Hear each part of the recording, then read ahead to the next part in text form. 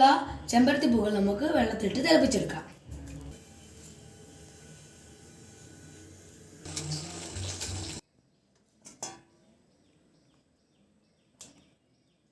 നമ്മളിപ്പോൾ ചെമ്പരത്തി വെള്ളം ഈ ഗ്ലാസ്സിലോട്ടേക്ക് പകർന്നു കൊടുക്കുകയാണ്.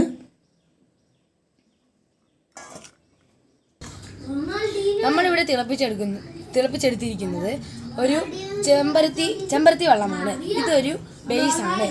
ഇതിലേക്ക് നാരങ്ങാ നീർ ചേർക്കുമ്പോൾ ഉണ്ടാകുന്നത് എന്താണെന്ന് നമുക്ക് നിറം മാറ്റി നമുക്ക് ശ്രദ്ധിക്കാം. ഇതൊരു നാരങ്ങാ നീരിൽ അടങ്ങിയിരിക്കുന്നത് സിട്രിക് ആസിഡ് ആണ്.